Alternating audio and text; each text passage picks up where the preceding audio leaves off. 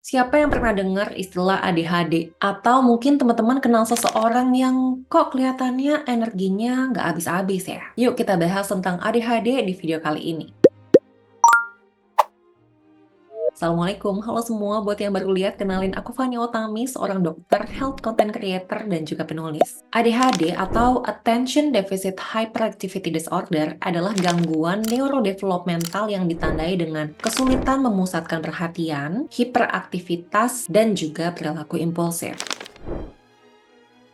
Gejala ADHD itu beragam dengan 3 karakteristik, yaitu yang pertama adalah inatensi, kedua hiperaktif, dan ketiga adalah impulsif. Untuk contoh inatensi atau gangguan pemusatan perhatian itu meliputi yang pertama, adanya kesulitan nih dalam mempertahankan fokus. Ini biasanya kelihatan ketika sedang di sekolah, di kelas, atau misalnya lagi meeting, atau lagi ngobrol. Yang kedua adalah gagal fokus pada hal yang detail. Contoh yang ketiga adalah terlihat tidak mendengarkan. Contoh yang keempat, kesulitan dalam mengikuti instruksi. Lalu juga sulit dalam mengorganisasi. Contoh lainnya adalah kelihatan sering kehilangan barang. Nggak tahu, tadi barangnya ditaruh di mana ya? Kok hilang tiba-tiba barangnya? Itu karena adanya gangguan pada pemusatan perhatian. Karakteristik yang kedua adalah hiperaktif. Contohnya meliputi kelihatannya kok kayak gelisah, terus juga kalau duduk kok nggak bisa diem. Lalu kalau lagi ada antrian nih, lalu antri itu kayak nggak bisa, nggak betah.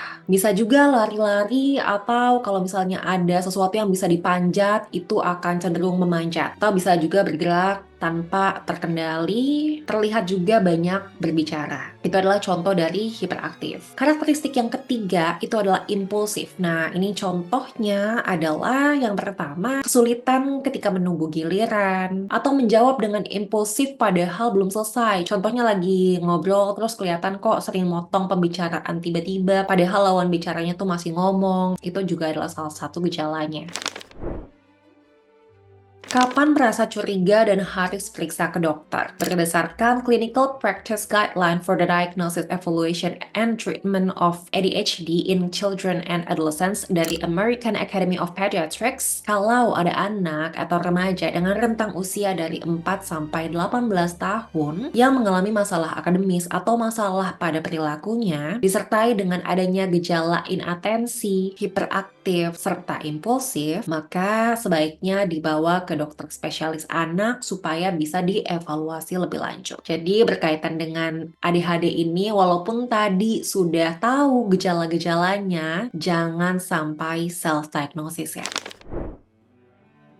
Terkait dengan penyebab ADHD, ADHD itu sangat kompleks. Tidak ada satu penyebab pasti, tetapi ada faktor resikonya. Faktor resikonya itu adalah genetik, lingkungan, hingga adanya perbedaan pada struktur di otak.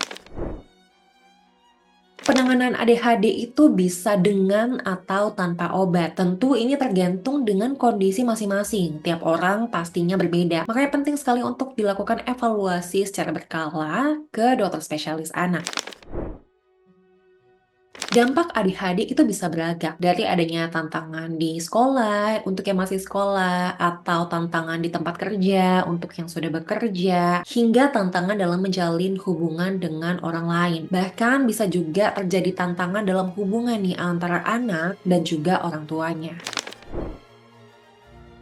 ADHD itu bukan seperti flu dengan penyebab virus yang nantinya bisa sembuh sendiri. Orang dengan ADHD itu memerlukan bantuan, sehingga kalau orang di sekitarnya, terutama orang tuanya itu notice kok kayaknya ada gejala-gejala yang curiga nih kayaknya ADHD, maka jangan self-diagnosis tapi langsung datang ke dokter spesialis anak untuk dievaluasi lebih lanjut.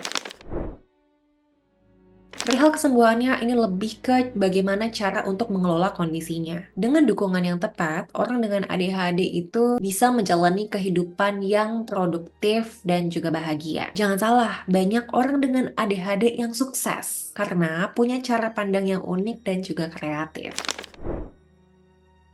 Lalu bagaimana nih kita bisa mensupport orang yang memiliki ADHD? Caranya adalah memberikan dukungan terbaik untuk orang dengan ADHD dengan memberikan pengertian, kesabaran, dan juga lingkungan yang tentunya mendukung. Baik di rumah, di sekolah, maupun di tempat kerja, penting untuk memberikan lingkungan yang mendukung bagi orang dengan ADHD.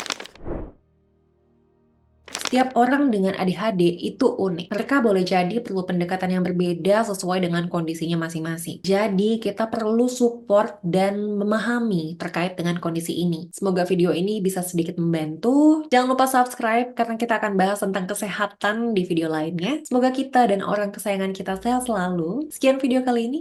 Assalamualaikum.